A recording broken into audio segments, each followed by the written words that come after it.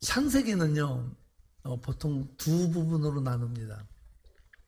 첫째 부분은 우리가 지금까지 살펴봤던 창세기 1장부터 11장까지. 그리고 두 번째 부분은 우리 앞으로 오늘부터 저희가 다룰 창세기 12장부터 50장까지. 그래서 믿음의 조상 아브라함을 통해서 어떻게 하나님의 복이, 오늘 본문에서 읽었듯이 너는 복이 될지라고 말씀하신 그 아브라함의 복이 구체적으로 그의 자손들에게 어떻게 이어져 내려가는가, 그것에 대해서 설명하는 부분이 창세기 12장 2절 이하의 본문이 되겠습니다.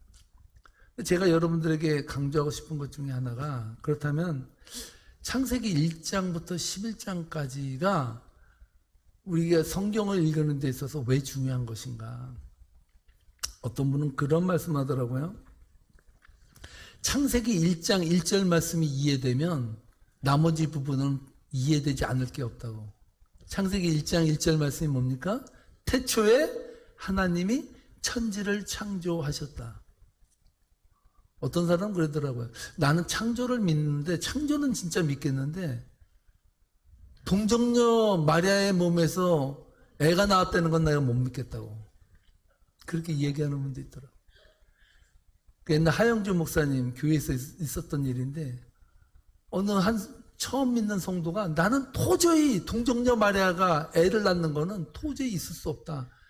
그렇게 질문을 하면서 성경 공부가 진행이 안 되니까 구봉서 장로가 가만히 듣다가 화가 나서 그랬다는 거 아니야. 야, 남편이 요셉이 믿겠다는데 왜 네가 못 믿어? 이랬다는 거야. 남편은 요셉도 믿는데 왜 네는 못 믿냐? 그래. 여러분, 1장부터 11장 말씀이 우리들에게 중요한 이유가 있어요. 그것은 뭐냐면, 예수님께서 창세기 1장부터 11장에 나오는 말씀을 설교에서 하신다는 거예요. 아담과 하와 이야기, 아벨의 제사 이야기. 어떠한 말씀이든지 창세기 1장부터 11장까지의 말씀은요, 신약 성경에서 다 다루고 있다는 사실입니다. 자고로 신약 성경 27권 중에요, 18권에서 창세기 1장부터 11장까지의 말씀을 다뤄요. 그만큼 1장부터 11장 말씀은 중요한데요, 많은 사람들이 1장부터 11장 말씀이 뜬구름 잡는 이야기라고 해요. 어떻게 하나님 말씀을 세상을 창조하냐.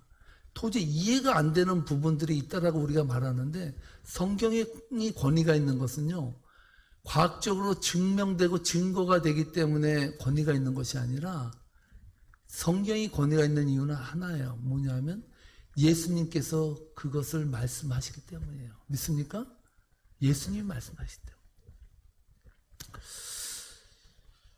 그래서 여러분, 제가 여태까지 창세기 1장부터 11장까지 벌써 몇 개월에 걸쳐서 여러분들이 설교를 드렸잖아요. 그래서 시간이 있을 때마다 여러분, 창세기 1장부터 11장까지 제가 여러분들에게 했던 설교의 말씀을요, 곱씹어서 여러분 들어보세요. 그러면 믿음이 단단하게 거기에 잡히는 것을 여러분들이 느낄 수가 있을 것입니다. 오늘부터 드디어 창세기 12장으로 넘어왔어요. 제가 여태까지 창세기를 여러분 강의하는데, 그러니까 쉽게 전하는 것 같잖아요. 저는 여태까지 강해 중에서 창세기 1장부터 11장까지의 말씀의 강해가요, 제일 힘들었어요. 너무 이게 쉽지 않은 말씀이었고 정말 다뤄지기 어려웠습니다. 근데 제가 11장이 지나고 창세기 12장이 시작되니까 기분이 좋아지더라고요.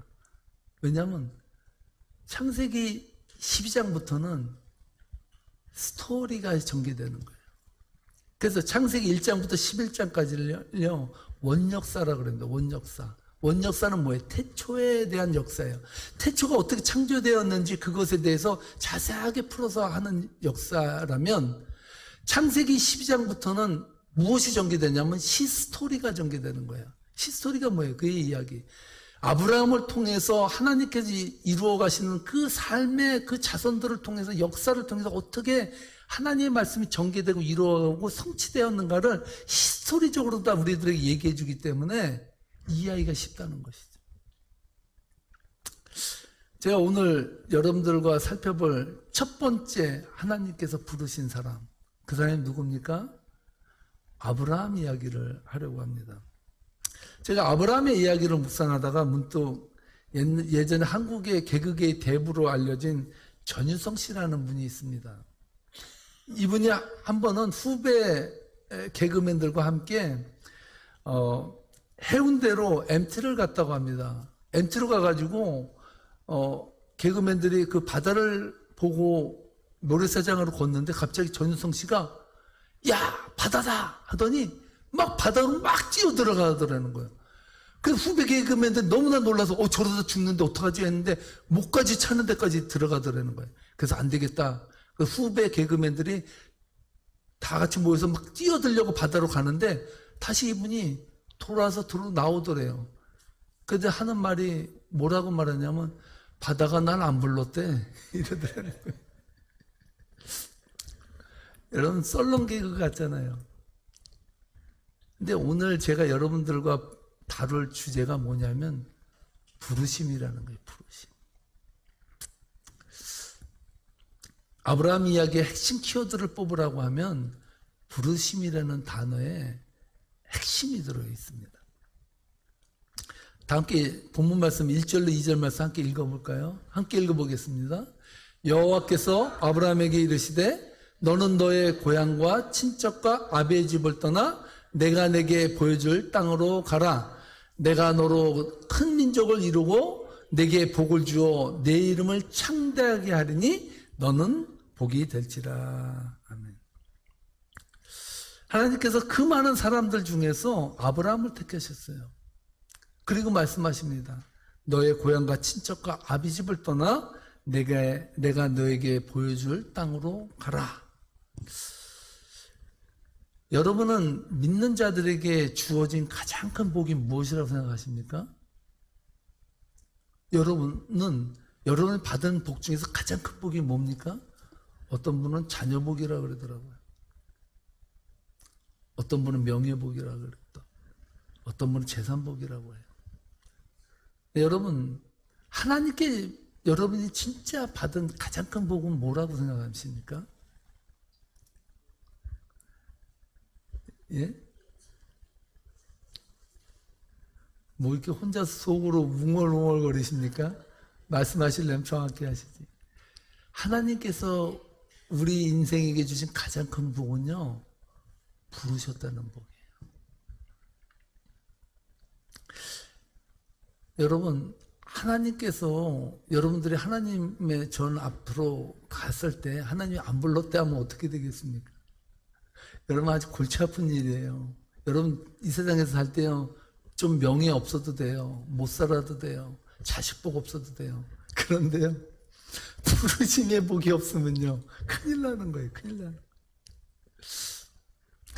여러분 신학 용어 중에 예정이라는 단어가 있습니다. 예정. 이 단어만큼 논쟁과 논란을 일으킨 단어가 없어요. 이 예정의 교리를 잘못 풀어서 이단들이 많이 생겨났거든요. 여러분 옛날에 한국을 떠들썩하게 했던 그 사건이 있었죠. 구원파 그 사건이 있었잖아요. 그 사람들의 문제가 뭐냐면 이 예정이라는 문제를 잘못 풀어가지고 이루어진 문제였거든요. 이 예정의 교리를 잘못 이해하면요 마치 어린아이에게 칼을 쥐어준 것처럼요 정말 위험한 교리가 이 예정의 교리입니다. 예정이라는 단어의 뜻은 여러분 뭔지 아시죠? 예정이라는 것은 이미 정해졌다는 거예요. 이미 정해졌다. 무엇이? 구원받을 자와 버려질 자가 이미 정해졌다는 거예요. 쇼킹하지 않습니까? 하나님께서 구원받을 자와 버림받을 자들을 이미 결정했다면 그럼 뭘 믿을 게 있겠어요? 이미 다 결정됐는데 아니 그러면 우리가 믿고 전도하고 하나님께 찬양하고 예배드릴 이유가 뭐가 있겠어요? 다 정해졌는데. 개똥이가 요즘 하는 일을 보니까 시원찮아. 저래가지고 구원받고 천국 가겠어? 조금 미달되는데 아직 좀 함량 미달이야. 새똥이는 요새 좀 나아졌네. 많이 구원에 가까워져. 잘하고 있어. 그렇게 하면 구원받아. 조금만 더 해. 조금만 더 해. 여러분, 이것이 성경이 말하는 구원의 논리일까요? 로마서 11장 29절 말씀에 보면요, 이렇게 말합니다. 함께 읽어보겠습니다. 하나님의 은사와 부르심에는 후회하심이 없느니라. 여기서 후회하심이 없다라는 이 단어는요, 영어 성경 NIV에서는 뭐라고, 어떤 단어를 쓰느냐 하면요, irrevocable이라는 단어를 써요. 이 단어는요, 변경할 수 없다, 취소할 수 없다, 후회하심이 없다는 말이 좀 애매하거든요. 하나님의 은사와 부르심에는 취소가 없다는 거예요. 결정적이라는 거예요. 변경할 수 없다, 취소할 수 없다는 거예요. 그래서 로마서 8장에서 사도 바울이 뭐라고 말하니까, 누가 우리를 그리스도의 사랑에서 끊으랴. 천사나 어둠이나 죽음이나 그 어떤 것도 우리를 그리스도의 사랑에서 끊을 수 없다라고 말하고 있거든요. 하나님이 우리를 부르시고 구원하시기로 작정하신 것은요, 변경될 수가 없어요. 취소될 수가 없어요. 얼마나 이것이 소중하고 중요한지 몰라요. 유대교를 지나치게 믿어 예수님을 믿는 기독교를 받게 한 바울이 예수님을 그리스도로 고백할 수 있는 확률은요, 0%였어요. 그는요, 예수의 예자도 싫어했고요. 얼마나 예수 믿는 자들 증오했는지 공회 얘기를 해서 예수 믿는 자들 체포하는 체포조를 만들어서 다메섹으로 예수 믿는 자들을 잡겠다고 쫓아서 가던 사람이 바울이었어요. 그 사람이, 예수 믿을 확률이 제로였던 사람이 다메섹으로 가는 도중에 예수님이 만나주셔요. 그리고 거기서 꼬꾸라져요.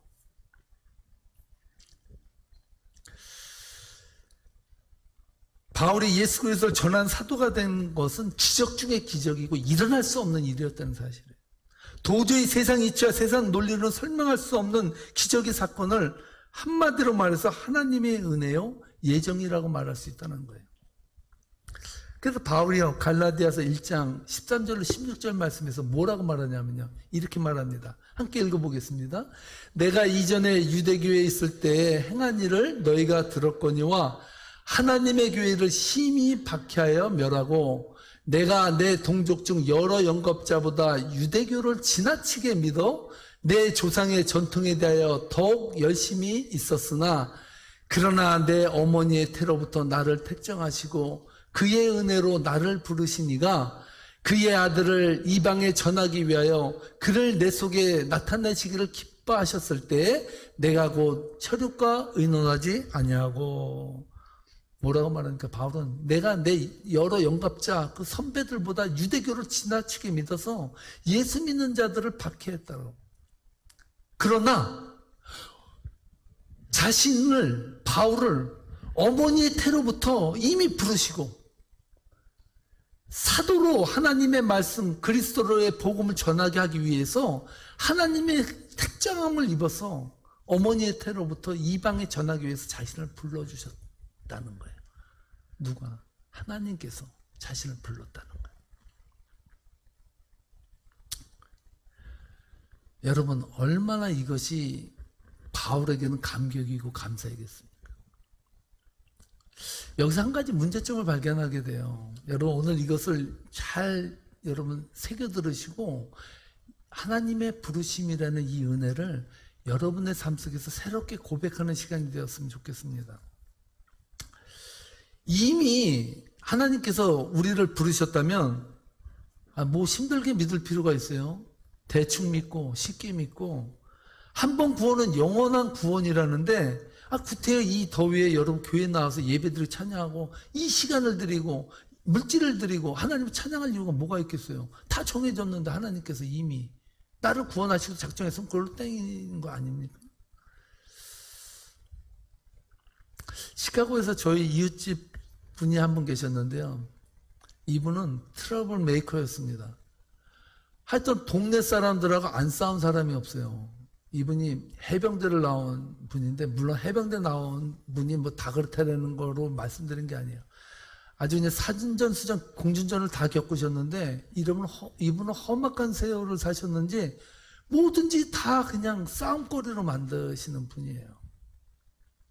이분이요, 한 번은 화장실에 앉아있다가 그 화장실에 성경이 꽂혀있더라는 거예요, 옆에. 그 아내분이 갖다 놨는지. 근데 이분이 성경을 딱 하면서 펼쳐를 딱 봤는데 이 성경의 말씀에 눈에 막 팍 들어오는데 놀라운 은혜 체험을 한 거예요. 성경이 자기의 마음속에 확 들어오는 걸 느낀 거예요. 거기서 은혜를 받고 이분이 변화됐어요. 어떻게 변화됐냐? 하나님을 입에서 늘 이야기하고요, 하나님의 말씀을 보고 하나님의 은혜 안에서 심취해서 살더니 그 다음부터는 막 밥도 사주고 사람이 바뀌었더라고요. 그래서 하나님을 제대로 믿으면 저렇게 바뀌는구나 이렇게 생각을 했어요. 거기까지는 좋았는데 이분이 어디에 빠졌냐면요, 구원파에 빠졌어요. 구원파가 강조하는 것이 뭔지 아십니까? 구원파예요. 구원파는 뭐냐면 당신 구원 언제 받았냐는 거예요. 너 구원 받았어? 예, 받았으면 언제 받았어? 증거 뭐야? 몇 날 며칠 언제 어디서? 이분은 그게 너무 좋은 거야. 왜? 자기는 확실히 알거든요. 몇 날 며칠 변속간에서 하나님을 만난 그 은혜의 체험이 있잖아요. 그러니까 자신은 구원받았던 하나님께 날 만나주셨는데 몇 날 며칠 어디서, 이것이 확실한 거예요. 자기는 누구도 자기는 막을 수 없어. 그러더니 이분이 눈에 뵈는 게 없어진 거예요. 목사님도 우습게 하는 거예요. 저 사람이 제대로 하나님을 체험하고 뭔가 아는가? 저 집사 저 하는 거 보니까 저 성경 성자도 모르고 저렇게 믿으면 안 되지. 늘 정죄의 눈으로 보고요. 맨날 사람한테 묻는 게 몇 날 며칠 언제 자신 구원받았냐 이런 말하는. 거기까지도 이해하겠어요. 근데 이분이 하늘 더 나가더라고요. 그 다음에는 두 집 살림을 하더라고요. 집에서 반, 옆집에서 반. 그렇게 사는 거예요. 하도 어이가 없어서 저렇게 은혜 받고 변속간에서 그렇게 하나님의 은혜를 체험하더니 어떻게 저렇게 막 두 집을 왔다 갔다 하고 저렇게 정신없이 살아가냐. 제가 물었습니다. 아니 어떻게 은혜를 그렇게 깊게 체험하시고 하나님을 체험하신 분이 어떻게 이렇게 두 집 살림을 이렇게, 두 집 살림까지는 말을 안 했어요. 왜 그렇게 이상하게 사시냐고 제가 물었습니다. 그랬더니 이분이 뭐라고 말하는지 아세요? 자기는 괜찮대요. 왜 괜찮습니까? 나는 이미 구원받았다는 거예요. 몇 날 며칠 변속간에서 나는 받았다는 거예요. 그러므로 그 이후에는 하나님의 부르시면 후회가 없고 변개되는 것이 없으니까 이제는 막 살아도 나는 천국 간다는 거예요.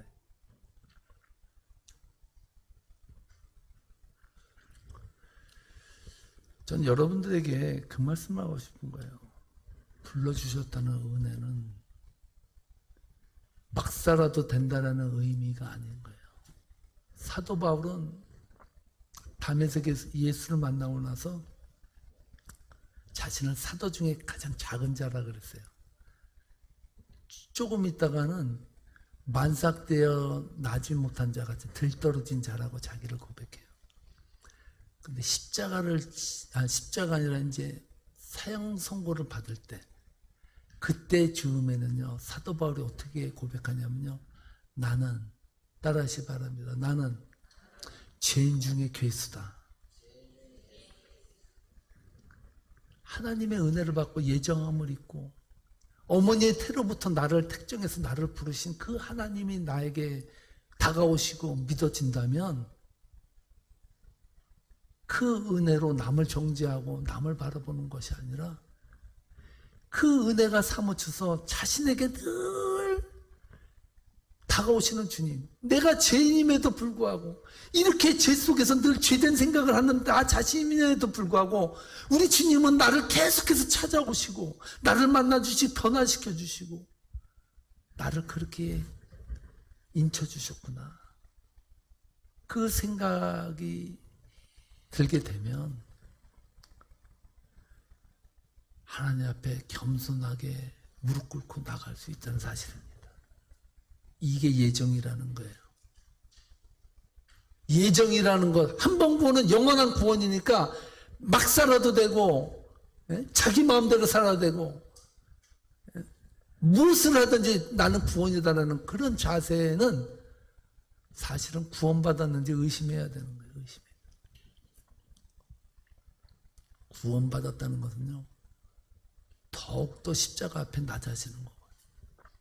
예정함을 입었다는 그 은혜에 사무치는 자는 하나님의 그 말씀에 더욱더 붙들림 받고 그 안에서 살아가게 되어 있습니다.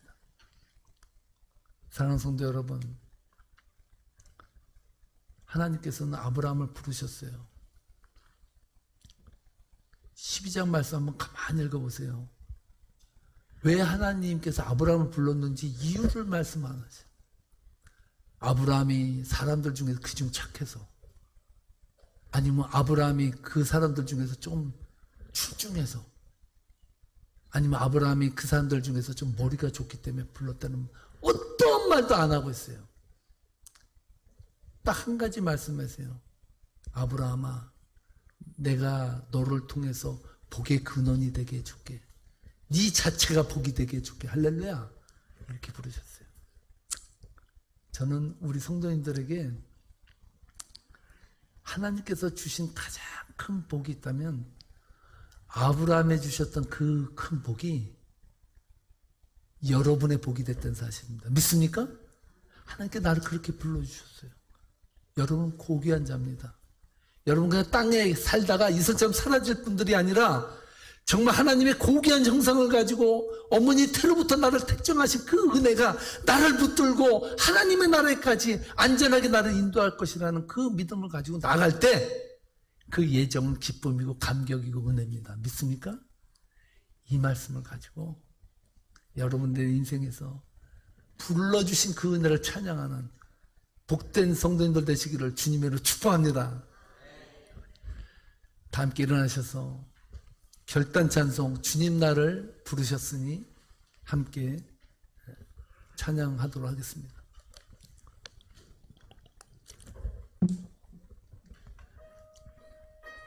가사를 생각하며 부르겠습니다.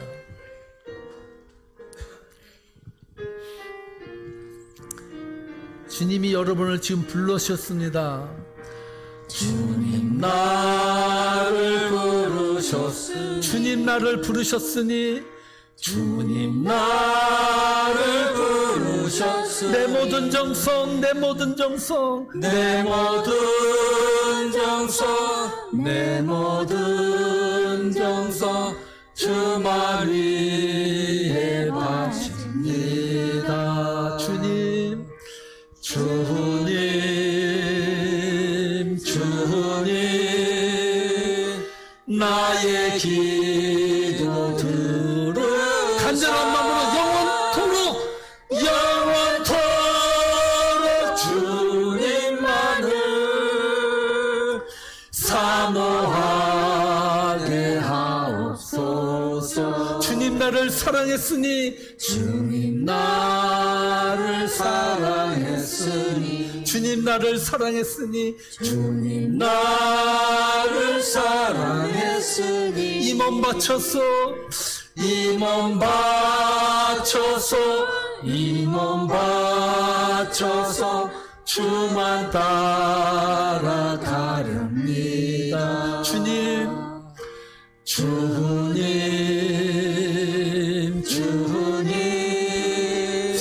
나의 기도 들으사 언제까지 주님만을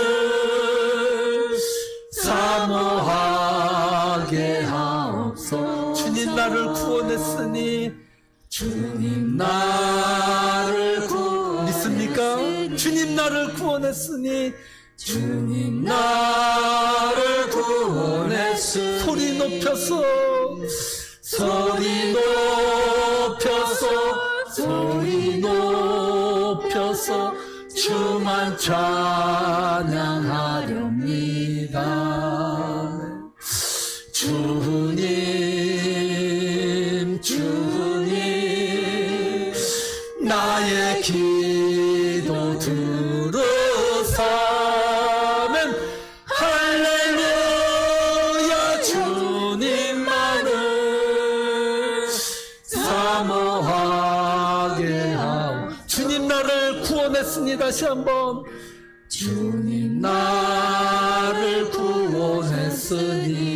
주님 나를 구원했으니 주님 나를 구원했으니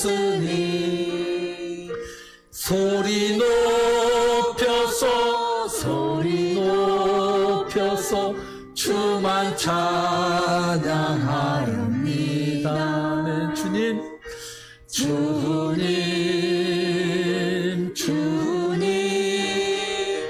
나의 기도 들으사면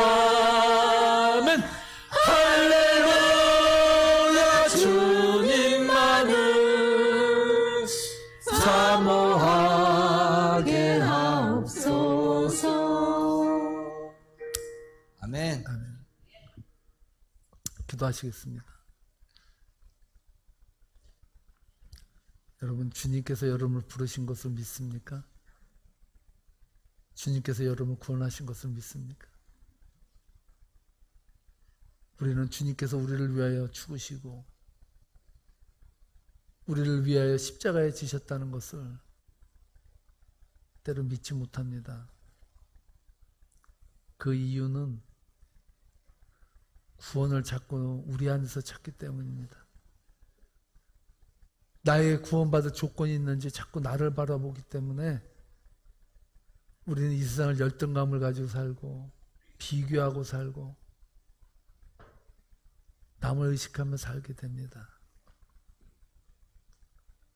그러나 주님께서 우리를 부르시면은 어떠한 조건이나 어떠한 단서나 어떠한 공로가 아닙니다.